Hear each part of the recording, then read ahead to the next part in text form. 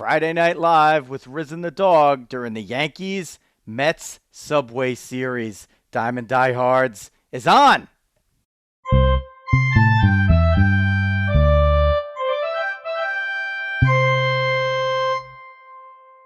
Joe Rizzo here bringing you baseball along with the dog Jeff Healy and producer Xavier Rizzo. We're doing the old Friday Night Live. Why? Because the Yankees are playing the Mets, and it's the day before September 11th, and you might even be listening to this on September 11th. We'll do separate special show or shows for that. But tonight, old school, just like the way we used to do it. We haven't. We did a lot of these in the beginning. We haven't done as many of these this year as we've been mostly just recording shows and then putting them up. So let's get the quick stuff out of the way. FMSgraphics.com. Check them out. A family-run, family-owned business for the last 50 years. For all your printing and promotional needs, FMSgraphics.com. FMSgraphics.com for all your printing and promotional needs. SportsMapz with a Z, SportsMapz. A wonderful piece of art for your home, your office, or your home office. Check them out at sportsmapz.com. SportsMapz.com. And if you're in the Bergen County, New Jersey area, go check out Big Ed's Car Wash. Pretty new to the show, pretty important to us. We love the actual Big Ed, and we want you to go check them out. Big Ed's Car Wash, Fair Lawn, New Jersey. Tell them Riz and the dog from Diamond Diehards sent you. We're going to make this one snappy tonight. We're not calling it a short, but we're going to make it snappy, and we will come in as we do for most of these shows with Dog, and he will bring us our veteran of the day. Dog. All right, thanks, Riz. Decided to go with one that guy we've known for a long time and followed for a long time. You've had on both your handles back from the MMA days, and obviously his veteran status has always appealed to everyone. So our veteran of the day is going to be Staff Sergeant Sergeant First Class now, Tim Kennedy, Special Forces Green Beret, served the country for close to 20 years at this point, deployed all over the world, and most notably, I would say most recently, at least, was a key member of the commercial task force that went into Afghanistan last month and helped along with Nick Palmisano and some other mil vet veterans out there, brought out close to 9,000 people. So it wasn't Operation Pineapple Express. That was sort of a different group doing a different thing. This was a little bit more sanctioned and using a little bit more commercial resources out of the country of Qatar, but managed to bring 9,000 people to almost adding a 0+ to what even Pineapple Express were able to do. So just great job by them. Literally just dropped everything and just went over there and found a way to make it happen. So a really inspiring story. Tim's always a great inspiring story, but this is just sort of another example on there. So seeing some good news out of a bad situation.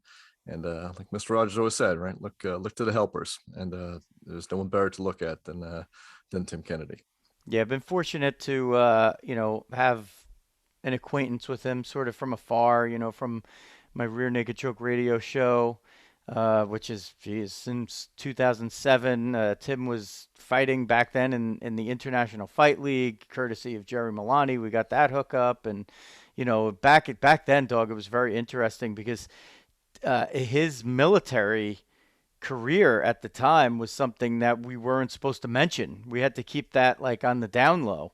We were only supposed to stress his fighting, and I'm like, oh my God, this is like, we're like burying the lead, guys. Like this is amazing. This guy's like an Army Ranger, and he's like fighting MMA when he's on leave. Like it's crazy. But yeah, look, he's a special guy. I mean, his profile has grown over the years, and you see him on different kind of TV shows and all these other things, and he's been on Joe Rogan's podcast. But yeah, a very worthy veteran of the day. Apropos, of course, not just for as we head to 9/11. If you go and find Tim's story about 9/11, you'll be inspired by that, and of course, what just happened in Afghanistan and him just, dropping everything he's doing and stepping up. Army Rangers is a little special to me. That was my late father, grandfather of producer Xavier. And we're going to give Dominic Rizzo a production credit too, because he helped me with my mic problem that where things have been low and I've had to remaster some of the stuff in post production. Dominic was able to jump in, and Dominic also prepares our little jingles that you hear. So a producer credit to Dominic Rizzo tonight. Um, as for the live stream, I'm using my phone to watch the Yankee game, and if I put the live stream on my computer, it's going to play the volume, and I'm using my computer to play the volume. So I'd have to like sort of switch that over or mute myself out or something. Like maybe dog, when you're talking, you could do that so I could follow along in the chat room. But since we left you, we've we've the Yankees have flown through the roof, and then now the roof is has caved in. And as we do this Friday Night Live, it's Mets 8, Yankees 2. So the Mets have this one well in hand. Congratulations on the win tonight, dog. I know it's only I know it's the sixth inning. I know it's the sixth inning, but the Yankees have not erased a 4-run deficit in the entire season. You think they're just going to do it tonight? That's so surprising with the hitting, blah blah blah. Yeah, but Gary's going out of his way on that one. Put that one on the broadcast on us, and really killing us. Certainly, this team is capable of doing it at any point. And given the Mets bullpen woes, this one is a long way from being over in my estimation. Well, in dog's estimation, maybe, but in my estimation, it's a done deal. By the way, dog. So it's a good night for once. for those watching on the wait, actually, I'm not going to reveal the thing on the live stream until I could fix my volume issue and then see what's actually, if anybody's actually on the live stream, like Uncle Paul. Don't forget to go check him out on TikTok. TikTok at Diamond Diehards. Look for that Uncle Paul video. I don't know if it's number one all time. I still think the first video we did is still slightly ahead of it. It's almost neck and neck. It's like 40 back or something like that. Oh yeah, but Uncle Paul was off to a fast start. Now he's faded a little bit. He's faded, but he got a lot. He's over 1,000. I mean, listen, we're doing pretty good. Yeah, we're doing pretty good when we're putting out like 4 TikToks and like 2 of them are going over 1,000. I think that, I mean, like, it's not we're not whatever, getting millions like these other people, but like that's not bad for us. I'm pretty much an influencer already. I know. Let's go to my LinkedIn. Social media manager, intern, whatever, Katie Healy, probably getting a little bit of the credit for that. A little bit. When we give her the nudge. That's right. Producers, interns, they need a little nudge sometimes. It's a challenge. Pretty much every time. It's a different generation. Tonight being no exception. Should we just do Diehard Dads right now? Feels like the whole day has been a Diehard Dad. I think you're right. Okay. So when last we left you, the Yankees had begun, or they were about to begin their rally, and now they're back in the free fall, kind of giving back everything that they made up. And they seem to have put the Red Sox in the rearview mirror, and now they've given the Red Sox a little bit of life. And the Red Sox are being stricken with COVID. But, dog, there's this weird thing going on this year where the teams that are and actually, when you think about it, maybe even to some degree last year, the teams that get stricken with COVID, that seems to rally them. The Red Sox were dead. And I know, like, oh, they got Chris Sale back. Well, he's got, the COVID, he's on the COVID list right now as we speak. This is September 12th, and he's expected to miss like 10 more days. So, but all of a sudden, it's woken up the Red Sox somehow, and, they've now surpassed the Yankees, who lost 4 straight at home to the Blue Jays, who are, within a half game. So that could flip before the end of this show. The Yankees could actually be out of the wild card by that time. And the Mets, who had been doing so well, the bottom fell out of them. And then we have the whole controversy with, Javi Baez and Francisco Lindor and the thumbs down, and then Baez makes the great run around the bases, and you're like, oh my God, this is just a storybook ending. This is totally going to turn it around. And then the next day you have the Zach Scott DUI, and you're like, this is the three craziest days like that a team could have up and down, right? And here we are. Now the Mets, kind of were left for dead, and then they're like, you know what? I think that we'll start playing a little bit better when we're beating up on some of these bad teams, and now the Braves have the tough part of their schedule, which the Mets had just had. So they're still, it's not looking good, but because of the ineptness of the entirety of the NL East, they still have a pulse. Yeah, it was amazing. The Mets Mets last 7 losses, all by a run. And it was funny because they had actually been good in 1-run games this year. I think they were like 27-22, another 27-29 because of that. And then we have the whole controversy with. So I yeah, wanted I wanted you to keep talking. I'm sorry. I was starting to get a little kickback in there. Yeah, Wait, so did it come through again? Oh, damn it! I'm no. sorry. Okay. Well, all right, whatever. Something did. I don't know. Just don't worry about it. It might be just from my head. I got it under control now. It won't happen again because that's it. Bring back. I got it muted. So yeah. So definitely disappointment there. I mean, it's funny. Kind of going into it, I was like, I think I wanted to get 7 out of 10 or something like that, versus like the Marlins and the Nationals. Like you need 7 out of 10, or 8 or 10 would have been even better. And they swept the Marlins to start. They had the Nationals down, so they lost one tough one. The second half of the doubleheader where they blew it. So they were looking at if they could hold on Monday, they still would have won 4 out of 5. It's like, all right, it's a good outcome, moving on. And just that loss on Monday was just killer, with Diaz blowing that one. And I think that took a lot of wind out of sails. Kind of got Miami back into it a little bit again. Miami have been playing well, which was kind of surprising that they're always a spoiler to the Mets. And the Mets did well against them the week before. But then, again, just losing 2 tough ones again. And, you keep blaming the bullpen, but you can't get 2 runs. I mean, that's the thing. Like the Mets are just being very inconsistent right now. Like, 8 runs tonight, and they've been getting 2 runs against guys with 6 ERAs out there. So it's, the talent's in there. I mean, the pitching staff has been hurt by all the injuries this year. I mean, you have talented hitters out there. That was what Steve Cohen was complaining about on Twitter, right? I mean, these guys are supposed to be out there getting it done, and they've done it in spurts, but they need to lock in that consistency and keep that, that the 2 to 3 guys hot that you need to get the 4 runs a game. And they're just not there right now. Yeah, the two to three guys that are hot are all named Pete Alonso. That's basically been it. Yeah, it's like him and Baez. So yeah, Baez has definitely been cranking it up. But listen, what's your worst nightmare as a Met fan? That Baez continues to play like this, and now you got to sign him to a 10-year, $208 million contract. Alomar too? Yeah, there's not a Met fan out there who's not thinking that one. I mean, the thing about, first of all, okay, I could do my reveal now. So if you're watching, I mean, I don't think we're breaking our live stream numbers because we just kind of let's just do this for the hell of it. But look, all right, dog. Our advertising is not strong. here's the big reveal. Okay, you watching?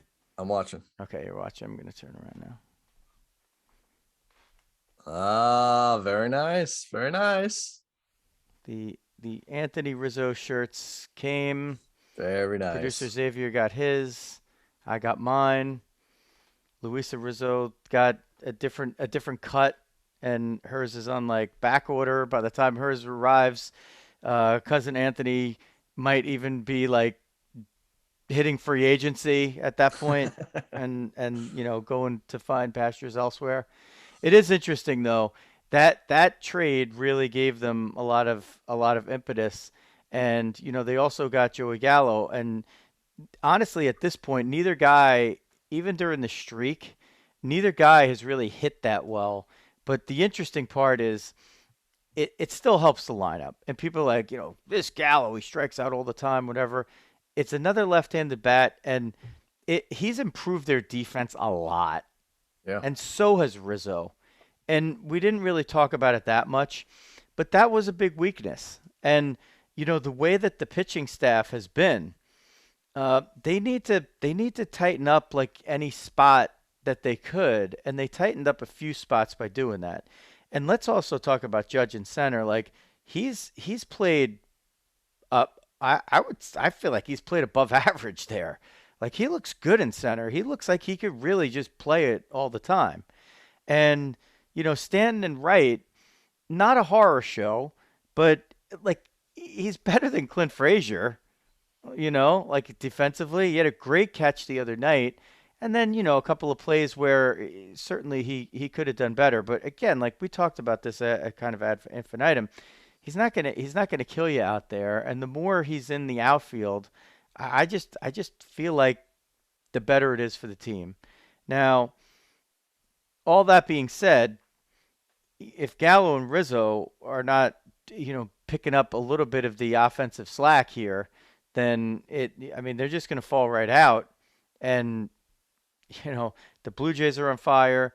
The Red Sox seem to have woken up, and the Yankees end the season with a pretty tough schedule because they play the top three teams in the AL East that are not them to end the season.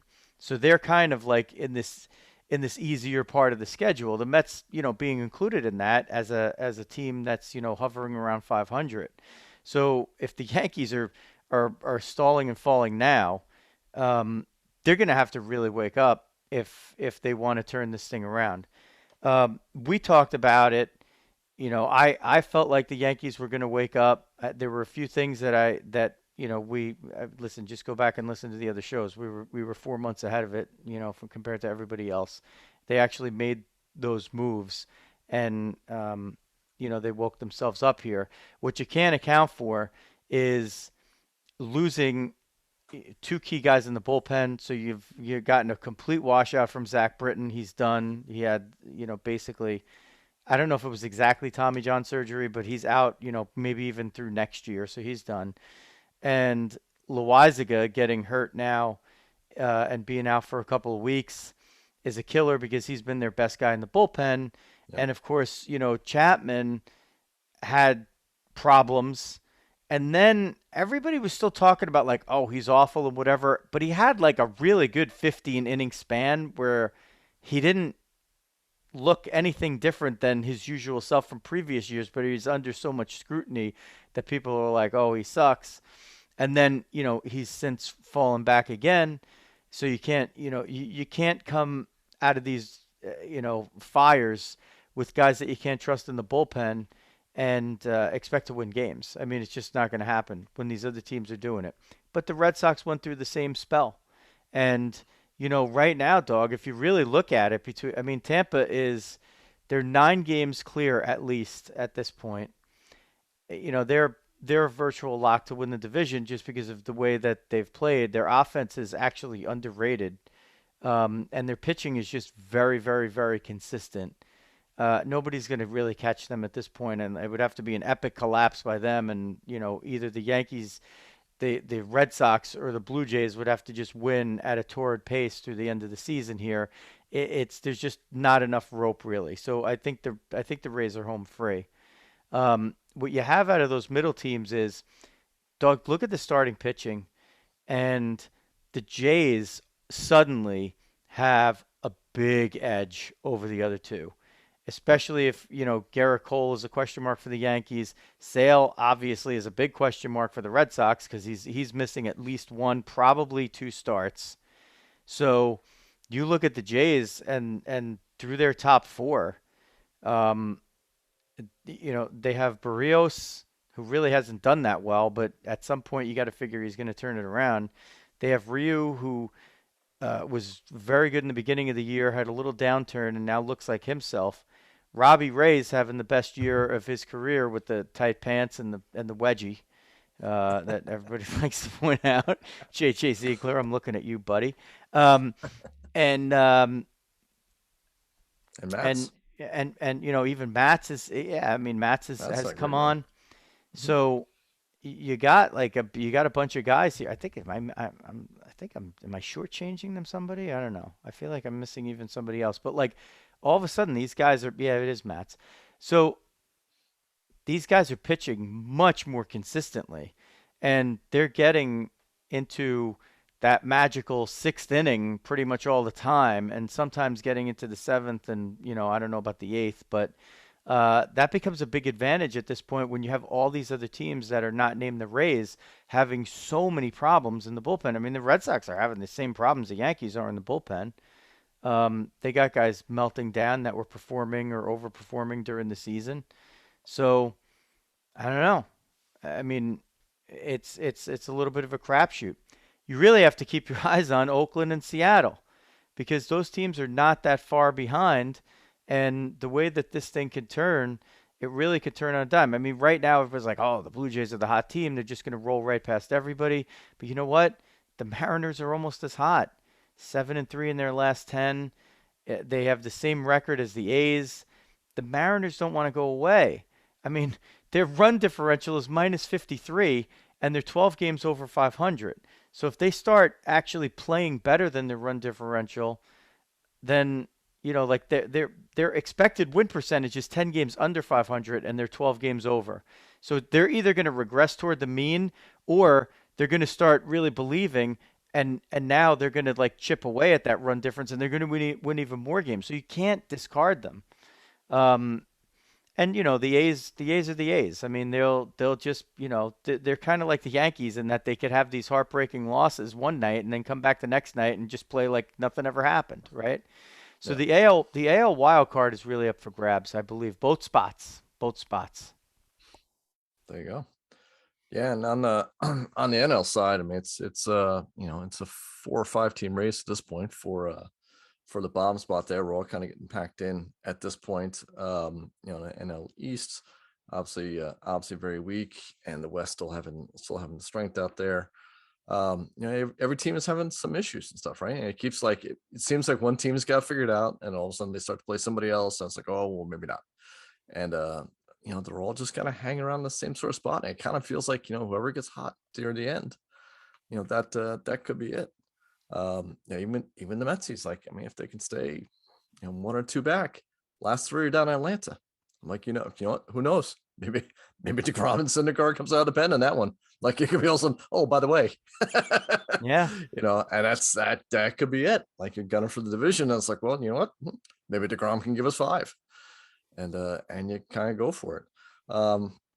Yeah, it's a wild season with that. And we're kind of thinking that a little bit coming in, right? Like how it's interesting when you start describing it that sort of the teams that have the organizations that have a deeper system.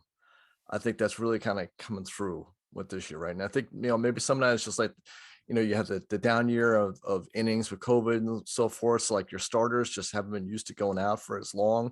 So it's like your entire rotation was coming back from injury this year. We kind of talked about that a little bit back in April or so.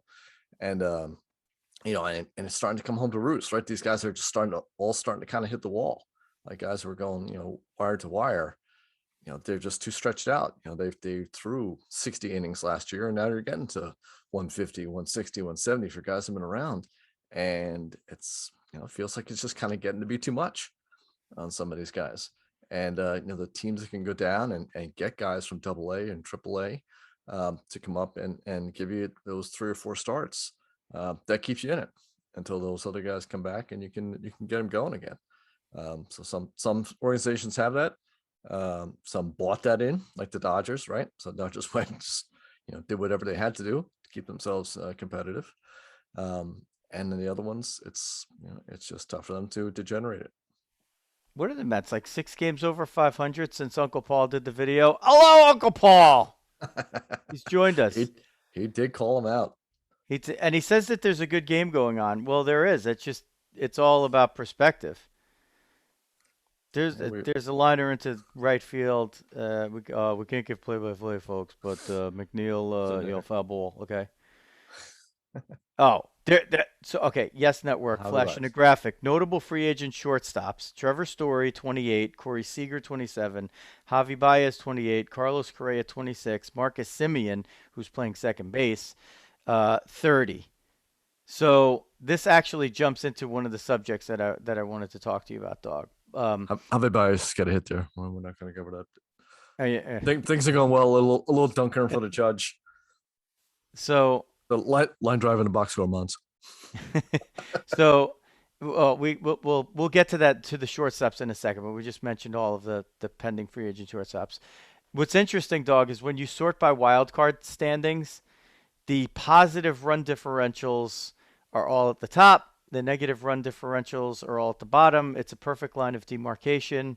It is amazing how, obvious yet predictive that stat is. And it doesn't necessarily mean like the teams with the highest run difference have the best records. There is some fluctuation in there, but it really is like you go right down the order and then somewhere it flips and it's green on the top, red on the bottom. No exceptions right now at the moment that we're doing this. A few teams close, but it's just funny. Like we talk about, scrap analytics in baseball and old school versus new school, and the nerds and the geeks are running it, but that's an old school stat. I mean, that's a Oh yeah, simple stat, right? Like that exactly. I is mean, it's runs, right? it's It's run. really. Right? I mean, Yeah. you You're play sitting there like, okay, yeah, like what you the frick is play this the guy talking? game to get the runs. What the frick is this guy talking about? But then you have outliers like we were talking about, like the Mariners. If they, switch spots with the A's, then you have teams with, a plus minus of over 100 runs difference, having, one team being a game ahead of the other if they happen to switch places tonight. And I think a couple of games ago they actually the Mariners had nudged ahead of them. But Doug, it's interesting. Look, the Dodgers and the Giants are tied. You know, not they're not tied, but I think the Dodgers. Let's see if they have the same record as the Rays. Okay, they have the same amount of wins as the Rays, and the Giants have 91 wins at the time we're doing this, 91 and 50. So the Giants have they've nudged a few games ahead of the Dodgers for the NL West, and that 3-game lead has like zero bearing on the wild card, except that whichever team doesn't win the NL West is practically going to clinch the wild card like by next week. So they have the Dodgers right now at this moment in time have a 13-game lead over the Padres from first wild card to second wild card. So nobody's catching them, or rather over the Reds, not the Padres, over the Reds. So the Reds are the first team on the outside looking in.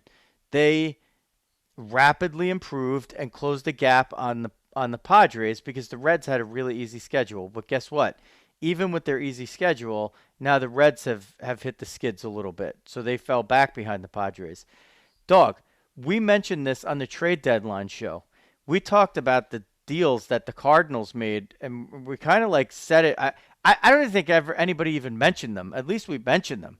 We were like, oh, the Cardinals got, a couple of veteran left-handed pitchers. I guess they feel like maybe, just in case they're going to make a run. Well, they're 71 and 68, and they're 3 games out of the wild card because, John Lester decides that like, you know what? Maybe I'll just win some games. Um, so the Cardinals are not dead. They actually are a half game ahead of the Phillies. And then you have the Mets who are a game and a half behind Philly at that point. So the Mets are within at this moment in time 5 of the second wild card and also 5 of the division for where the Braves are. Now, in one case they have to pass the Phillies and then the Braves. So it's a little easier for them to get to the division. If it's the wild card, they'd have to pass the Phillies, but then they'd also have to pass the Cardinals, the Reds, and the Padres. So Yeah, much less likely. tougher. But the Padres like have a shitload of games left against the Dodgers and the Giants, who just never seem to lose anymore. And who knows what the hell the Cardinals are going to do? They could just probably decide to win out. Um, but there's a lot up for grabs here, and it's a little disappointing, dog, because it's going to be the we're back to the 2019 rules where it's a one game wild card, and we're off of that situation that we had last year. We had 7 teams make it, and the first team got oh wait, no, was it 8 that made it? It was 1 versus 8, right? Yeah. Yeah, I think So so. the idea that the NFL, I guess, brought in, right, was the top seed gets a bye, and then the other series play out, and then the top seed plays the lowest remaining seed, whatever. I mean, I don't know if baseball's going to do that, but it just feels like time to expand the wild card to a 3 game series. I don't know. It's when you look at the fact that either the Dodgers or the Giants potentially could be out of it because of let's just say things hold the way they are, and the Dodgers play the Padres for the wild card, right? And right now Blake Snell is literally unhittable. Like he threw 11 straight hitless innings, like, and he's like literally unhittable at the moment. Now, I mean, like if they'll ever let the guy get past like the 5th or 6th inning, that would be great. But listen, like you say they get say Snell happens to start the wild card game, and he's throwing a shutout, and Tatis and Machado hit 3-run homers, and it's 6-0, and all of a sudden, like it's too big of a hole, and the Dodgers can't get out of it, and they're done. Now your world champs are gone, and that Dodger Giants series that you're looking forward to is not going to happen.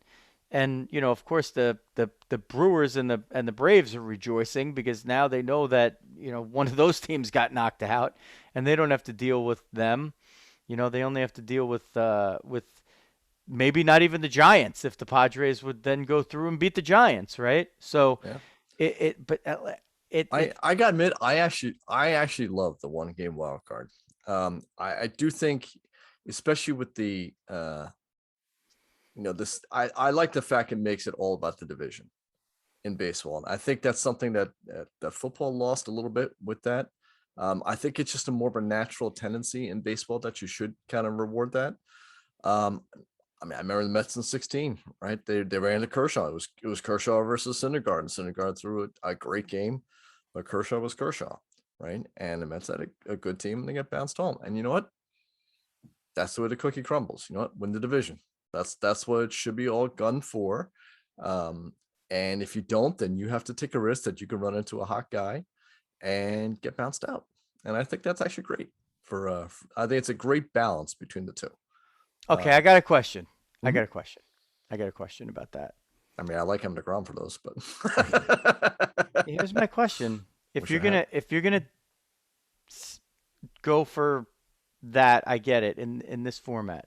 Mhm. What if we went back to 2 divisions? Would you be open to adding, More keeping wild an cards. emphasis on the division winners where they get buys, and then maybe go to 4 wild cards who play it out, maybe three And those game or even winners, those even winners five play game get on. series, or a 3 game series, 3 game series, right? Wild cards play 3 game series, and then they reseed or bracket, whichever you want to do. It's probably not that big of a deal, and you go from there. So you do that with Hmm, 2 divisions. So now that's an you've interesting added, one. you've added one playoff team per league. You go from 5 to 6. You make it from 2 1 game wild cards to 4 3 game series, 4 best of 3s. Right now, look what Yeah. you'd have. You'd figure that I mean, I guess you'd have to figure out what the division alignments would be. They wouldn't be the old division alignments because that like you wouldn't have the Braves in the NL West. But I mean, you know, that's the thing you could do, right? You could do dramatic um re, realignment. I mean, if yeah, you're gonna but do the that, like that almost feels realignment's like pretty easy, right? Isn't it? I mean, it's there's not that many questionable teams. I mean, you'd get arguments if you have to put the would you do like an A do you do like a super east, like where you start crossing like even start crossing like ALNL if we're gonna go real crazy here. I don't know. Do you do a super division of Mets, Yanks, Red Sox? Phillies, No, Braves. no, I think you keep the integrity. The main teams, the National League teams, stay in the All right, so National keep it. League. I Okay. think your only question starts to come with, are the Cubs in the East or the West? And let's see, the West. Well, how many teams you have? Yeah, Yeah, two, I have to three, lay those out. 4, 5, You'd 6. love to get those back. That would be great. I mean, actually I do like Okay, the the what problem is that you have the 15-15 balance now instead of the 16-14. So one division is gonna have a team list of 8, and the other division is gonna have 7. So it's inherently slightly easier percentage to win that division if it's not that. and ideally you'd like to have way more interdivision.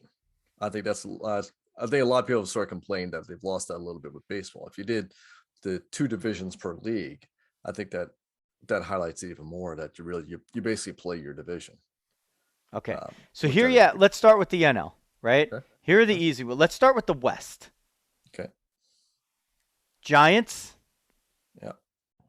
Dodgers, Padres, Rockies, Diamondbacks. That's 5, Yep. right? Mm-hmm. So you're gonna What else we you got to throw in there? you could so then if you're going geographically, the Cubs and Cardinals stay together. The Cubs and Cardinals have to stay together, right? Yeah, Because they're the that's Cubs too and the much of a Cardinals. tradition. Yeah. Now, the Cubs and the Cardinals are going to complain to the high heavens like, "Oh, I don't want to be in there with all these West teams. Are you out of your mind?" Travel forever. Yeah, Travel and then and they're all good. the later times of the games, right? So, what you then do is because you have 2 divisions, you go back to the balanced schedule. So you alleviate some of that. So they're only play so they're playing the East teams on the road as many times as they're playing the West teams, right? I think you start to lose that then, though. I know, but I mean, you got to have a thing that the teams are going to agree to, and it's a reasonable. I mean, if you're the Cubs and the Cardinals, you're going to be like, no, I'm not doing that. I'm not giving up what we have now to do that. Go take the Brewers. They're going to say, right? But if you Well, let's do that. So yeah, if you take the Brewers, right, and you say, okay, Brewers, you're going to play in the West, then you have to take one other team. Which other team are you going to take? If you take the Cubs or the Cardinals, then you've split up the Cubs and the Cardinals, yeah, which you can't do, right? yeah. So who do you do? Like, That's what I think. That's what I think you got to start going. You got to start realigning a little bit across the leagues then too. so do you trade the Twins? Throw Seattle over there. Seattle and Minnesota. Well, you only have to do one. No, let's take Seattle. Do you want to do that though? Okay, so let's Nobody start the cares. American League. Let's start the American League. Then. Who's going to ride a Seattle over it? What are the easy ones in the American League for the? Do you start in the West? There's not as many West teams. It's a little bit more dicey. Yeah. But maybe your answer is that I don't know, or maybe it's the Angels. I don't Or know, Oakland. Actually, no, or Oakland. or Oakland. Do Oh, Oakland but instead of then that. again, then like you come down to the part where do you want the Yankees and the Mets in the same league and division? Do you want the White Sox and the Cubs in the same league, same division? Do you want the A's and the Giants in the same league, the same division? Do you want the Angels and the Dodgers in the same league, same division? So you sort of have those issues to start with. But They feared from a TV perspective, but I mean, I don't know, right? I mean, like Dodgers and Giants were a great rivalry, and they were NL together, right? So I don't know if I necessarily accept that, and I think there's enough of a fan base, there's enough of a drawing display. It's not like all of a sudden this team's going to go in and like nobody's going to watch it anymore. I don't think that's. I'm okay with that. I mean, it's a question of I mean, selfishly, do I feel like getting clubbed by the Yankees and Red Sox all the time? Probably not. Would it be really cool for baseball? Certainly in this area. And if you kept that in, I think you'd really start to build up the rivalries. And that's kind of what we grew up and had great stuff, right? It was, even the divisional stuff, like I was a huge huge Mets Cardinals was a huge rivalry. that was going for a long time, and Mets Phillies for a little while. Obviously Yankees Red Sox forever within that. I mean, I think if you could continue that and keep that in a geographical area, and you don't have the Mets go to the West Coast and my kid doesn't see the team play for 2 weeks. Why do that? And it goes the same way on the other side on that. You know what? I'll see the Dodgers in the playoffs, and that'll be cool. And we'll get to see them. I'll see one game in a week, whatever else like that. But other than that, let's play. Let's play against the guys around us. There's a little bit of this might be a separate episode. I Yeah, think we might have I thought we might were have to doing a do short. yeah. I I have no notes. I don't know. This realignment thing, we might have to work on Yes, offline. it's like a By the series. way, the Mets are now up 10-2, Yeah, but I think Luke Voigt got a pinch hit something or other. He's out yeah, he's up there hitting now. Rizzo. Judge Just fly ball to right. Oh, Conforto. Conforto with a shoestring catch. you're ahead of me here. Oh yeah. Gleyber Torres for a double play ball away for you to put the 2 runs in Yeah, he's well, we talked about him. because he's Wow, not supposed Conforto, to be Conforto playing playing, there. Conforto playing for that contract. Okay, that's perfect. Perfect segue. Okay. So the shortstops, right? Mhm. So I talked about it before. Yes, during the Yankee Met game here, put up the graphic of all the great shortstops that are available and included Marcus Semien, who's playing second base for the Jays. He's had a career as a shortstop leading into it, but we go back, right? We go back to our episode with Mike Puma, who covers the Mets. He's the Mets beat writer for years for the New York Post. Go buy his book, by the way. By the way, you never Good book. mentioned the book. You bought the book and you read I it. did it. I did. I bought it, read it. It was good. It was Yeah. excellent. So that's a little plug for Puma's book. Um, we talked this was before the season. This was before the deal was signed, and I called it the Puma plan. But it was also, we were of like mind. And I think we did this episode like literally the day before the whole thing just like came kind of sort of ish from out of nowhere Yeah. and he signed the deal. But I was really of the mind of you don't need to sign him. You could totally wait only because you have this class of guys that's that's coming out. They're all similar. They're all similar of age.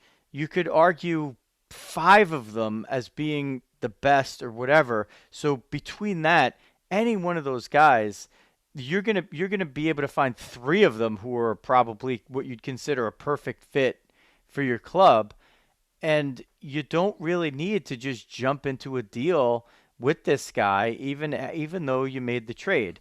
Let it play out. You get to the end of the season, you still have a period where you can sign him to a deal, or if he hits the free agent market, he's got to be clearly better this season than the five other guys for you to be in any negative bargaining position with him. And, this was one of those cases where Steve Cohen, the new Mets owner, was like, "Yeah, I just don't need to pay attention to any of that stuff. He's my guy, and I'm just going to sign him, and I'm gonna give him the money, and that's it." And it's a 10-year, $341 million contract, so he's a 34.1 million average annual value player at shortstop, and the contract doesn't even start until next season.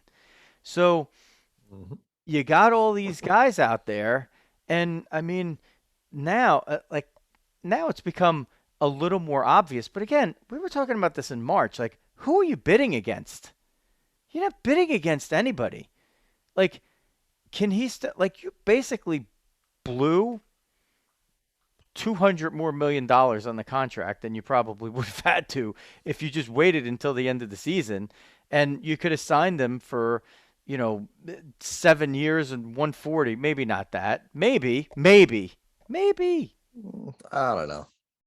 I don't know about him. You could probably get one of those shortstops will probably get a 7 year, $140 million contract. That is true. And Or 6 140, even if you want to say 6 140. 140 will probably be the number of one of those group of those guys. You could certainly get Simeon for that.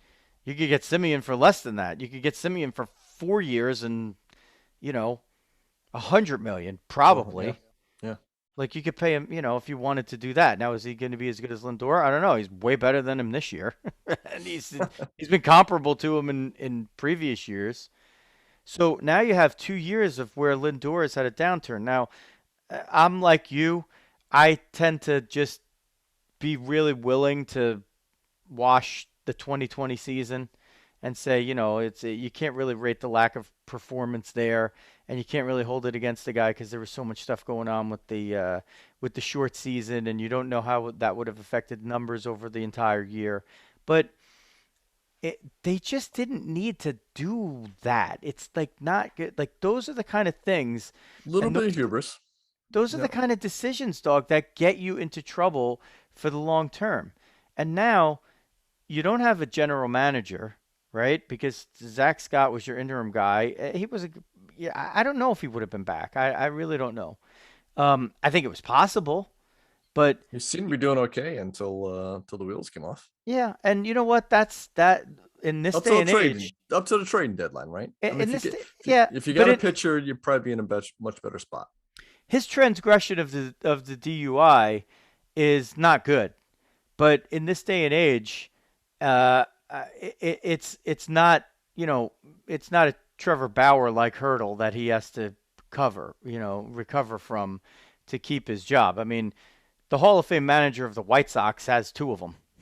So, and he's got a job, and he's 76, right? So, Yeah.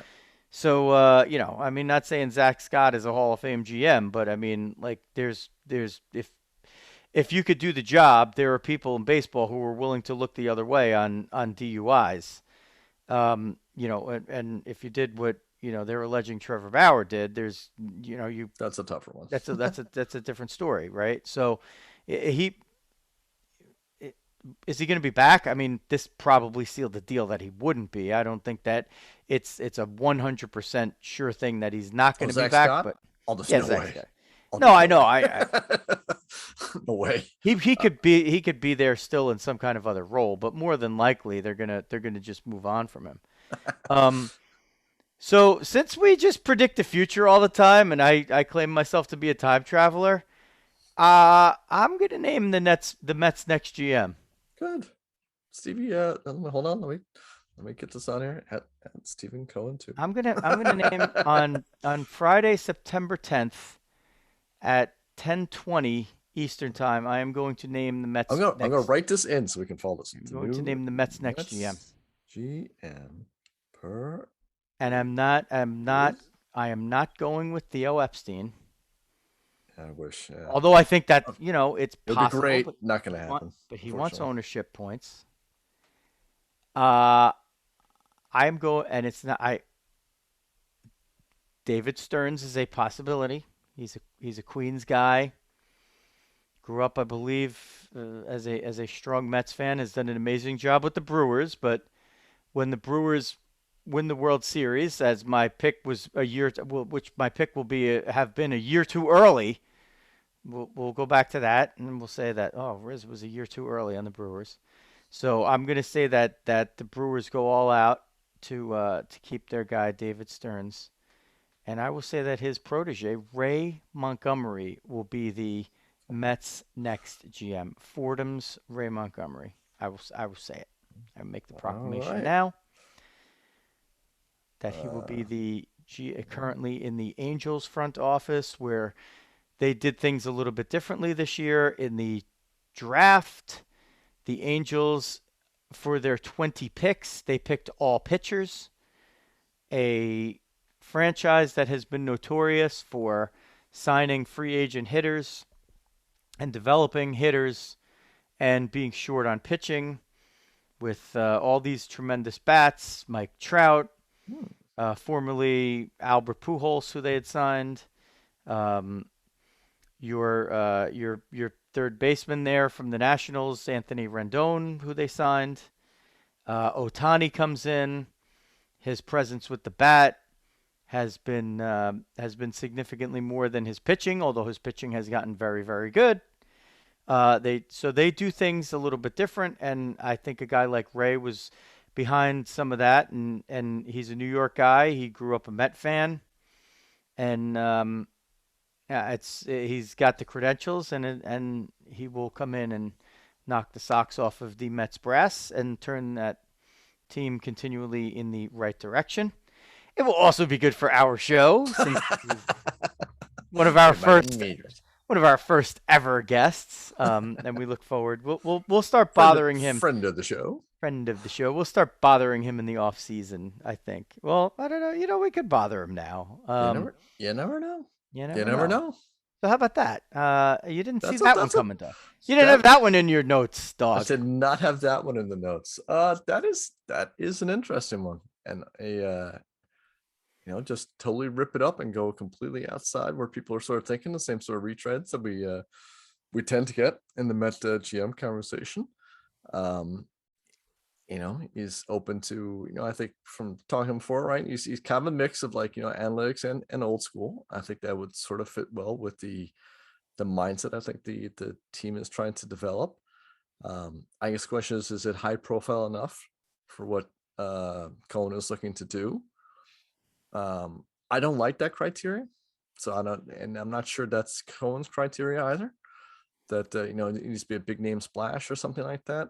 I think the Zach Scott situation and the whole sort of stumbles that you've had along the way may kind of cut down on the amount of volatility that Cohen's willing to look for. So if you can find someone who's a really proven guy, that's probably his first target. But the proven guys don't necessarily want to come to the Mets yet. So sometimes you got to take a little bit of a gamble. Ray's almost like let's draw it that. Maybe he's like the baseball Joe Judge, right? Where you have to go, you have to step out a little bit, get a guy with some talent and can show that he can interact and is well regarded by several different organizations. And he needs to have the room to go take the big step. So there we go. You like it. I do like it, actually. You like it. I do like it. I'm not sure if it lines up. That's the only trick. And he just got out there as well. So I'm gonna guess that his current organization is going to do everything they can to keep him, right? But obviously, if you get an opportunity, you've got to take it. Well, there's a guy ahead of him in that job that they like, and yeah.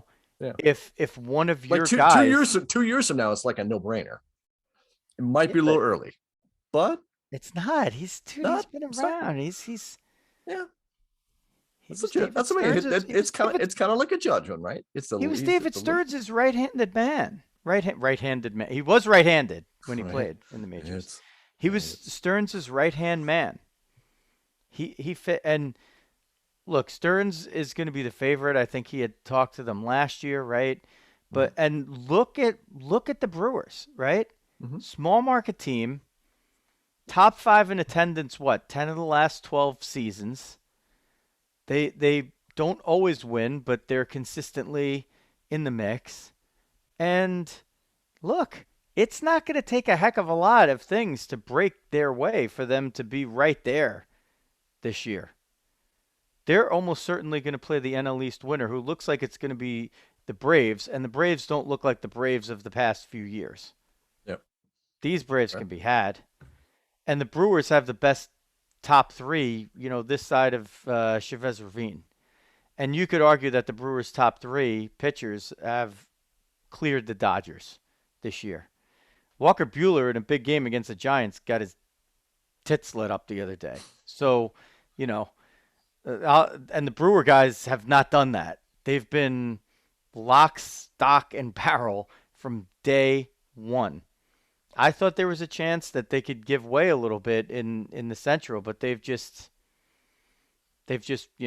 given nobody else a chance there in their division in the NL. I mean, they've opened it up to 12 games over the Reds, 14 over the Cardinals. So they, and we thought a month ago that maybe that's why the Cardinals were doing it, figuring that, well, at least I said, the Brewers are so top heavy with those top 3 that if they, if one guy goes down or if they get, a COVID break among the pitchers or something like that, then they could quickly go on a big losing streak.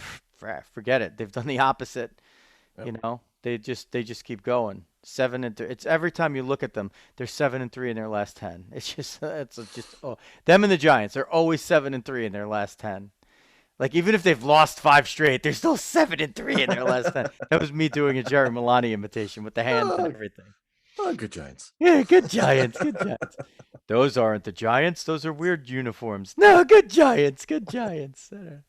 So, what a year! What a year in baseball.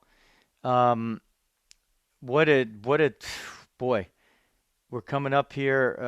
By the time you're listening to this, if you're just listening or catching the video at a different time, almost certainly we've hit the actual 20th anniversary of 9/11, and we're going back to our roots here with a little Friday Night Live, and I'm working on some things, and Dog's working on some things with me to just do something a little different, to kind of honor that anniversary. And in the past, you and I have talked about what our experience was like on that day, and we'll see if we can get some different perspectives 20 years later.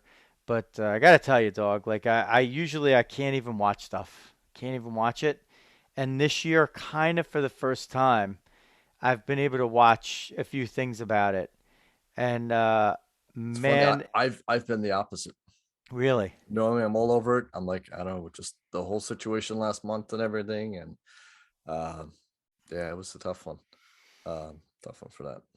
yeah. I So mean, I just it's still it. I mean, I see the stuff and I don't know, like it makes me angry. I get angry at those people who did it. yeah, Angry that I they just try to, cut into the uh, the way of life that, we've built for so many generations on the backs of, so much sacrifice. And, the greatest literal the greatest society in the history of the planet. It's never been easier or better to be alive than it is, in America in 2021, and that's with all the bullshit that goes on. like yeah, still, there's never. I you mean, still won the lottery. Yeah. yeah, and there's these these people that just want to cut into that, and instead of wanting to be part of it, and See, they all could just go to hell. they're showing the Piazza hit right now. Oh wait. Oh, Good luck. by the way, Get a maybe little teared up. maybe the gods are shining on me, because as I say that and give that soliloquy, none other than cousin Anthony into the second deck in right field in City Field. So okay, it's 10-3 in the ninth inning, but cousin Anthony comes through with a home run, and I Did think did Diaz give it up? Is Uncle Paul gonna lose it again? I don't know. Could Pretty be. soon. Oh man, See, whoever I'm that was. I'm on Hulu, so I'm like 2 minutes behind you here now. Oh wow. I went That's with what I'm the phone app, the Yes app on the phone. Yes, the I app. should. And of course, I don't have volume on. But if I was going for volume, I'd have the Met announcers on. And by the way, Gleyber Torres looks like he's got Teacher Man's awful swing. Like if we could just give shout The outs to Shigon Nation. the cricket bat. Oh my God, that guy. Go follow at the letter O, the number 3, J Fry, Frye, Jeff Fry, or just do hashtag Shigon and just look at our buddy Jeff Fry take apart this hitting guru who, his claim to fame, I guess, is that he told something to Aaron Judge, and the fact that Aaron Judge is like a freak athlete, you know, and is able to hit and connect with this god awful swing that this guy's put together. But it definitely looks like Gleyber Torres has that swing, because he's like trying to uppercut everything with launch angle, and he just made an easy pop up for, I don't know, one of the outs of the ninth inning. Anyway, that game's a fait accompli unless there's a Yankee miracle, which I don't think there is.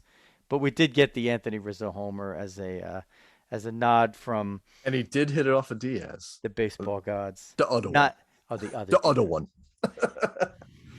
Doink. The Out one to with the Pepsi porch. the one with the offensive lineman number. 64. Oh, good. Um, Oh, good guard. Oh, good guard. Billiard. He hit it off a billiard. Oh my God. Oh Oh, man, Jerry, I hope you're watching. Jerry's gonna love that. Let's see. Jerry is not watching because he definitely would have put it in the comments right now. Uncle Paul is still on there though. That's right. Uncle Paul, by the way, Billy who said Billiard. that Actually, my brother went to his roommate at Lehigh was Billiard's brother. really Yeah, a little small world. Small world. small world wouldn't want to Small paint it. world. Small world. Labor. Yeah, Uncle labor. Paul, by the Labor way, was lost. Uncle Uncle Uncle Paul is Paul, all over the realignment thing. he's I'm like, got I'm not he, gonna mention because like, but there's a whole nother three episode set on this. yeah, It's got good stuff in there though. Uncle Paul on realignment. He's adding teams. He's fixed it all. By the way, we're kicking around the Uncle Paul ideas here. That's those are backroom discussions that are happening. The best of Uncle Paul. We're I gonna like do all that. that stuff. A little Uh, TikToking. I think he's our TikTok thing. he might be until he's. I think that's the hook. I That's think a lot that's of what we pressure. needed. You know what we need, dog? I think we need Diehard Dads. We do need Diehard Dads. That was a terrible swing. And there we have it. Dog had to drop off our intern today, and I think tears were shed. Yeah, not by the dog for once, but mom was a little teary and Katie's a little teary. We had Katie's going over to Amsterdam to do some studying for the semester over there. So she's looking forward to it. A little nervous, a little excited. Not taking the overnight flight tonight, but yeah, it's pretty exciting getting to see her heading off down there. Yeah, so it's a touch one. I had to wait for her to go through the TSA checkpoint per mama cat. So we had to wait for the whole deal. But when she did get up there, she did give us a little wave. So mama knew what her daughter needed. So she is literally in the air as we speak. I'm actually tracking her on Flight Aware. You can see where the plane is. So 39,000 feet heading on over that way. So hopefully a great time, and we will see her in 3 months. See her in 3 months when she comes back with her brownie recipe. Let's, yeah, yes. let's just say that yes. If that's the only souvenir that she has from Europe, that's okay. We can take care of that. Hey, Dad, the plane was really high on the way back. You know what else was? The semester. The flying high semester. Yeah, I don't know. What was my Don't do that at diehard home, dad? kiddos. What was my diehard dad's gonna be? Did we discuss it before? Now I forgot what it was supposed to be. You were all fired up at the producers tonight. So Oh yeah, we were fired up about the producers. So I had to call. actually, I could double up. I've actually got a ton of diehard dad stuff. Really? Yeah. Well, let me So get this one in, so at least I get Okay. on the board. So Okay. so the sign of a good producer is not just you don't have to solve every problem yourself, right? So for a 15-year-old to come and say, you know what, I don't know how to do this, but I know somebody who does. Get Dominic here. So Dominic comes up and he figures out my microphone issue, thus getting his own producer credit for the night. Now, admittedly, Xavier Rizzo, producer, didn't bring his fastball tonight. Knew that. Let it be known, and other provisions thus have been made, and we've gotten through the show. But it's sometimes frustrating, but then you take a little step back and you're like, you know what? He knew he didn't have his fastball, but he came up with something else, and you know what happened is we got back to good levels here. So There you I'm going to give a good check mark on the Diehard Dads. And by the way, the Mets win it 10-3. They win the damn thing 10-3. So now we're going to have the typical, like, Yanks have to somehow come back and figure out a way to win the next two, including the big September 11th game where Bobby V throws out the first pitch to Joe Torre, and all the people will be there. That'll be an emotional one on the actual day. All right, you want to do more Diehard Dads, or you want to Nah, save it? no, we'll roll it. No, that's good. That's We're good. going to roll it in there. Okay. Yeah. Once again, fmsgraphics.com. All your printing and promotional needs can be taken care of there. fmsgraphics.com. SportsMapz with a Z. SportsMapz.com. A great piece of art for your home, your office, or your home office.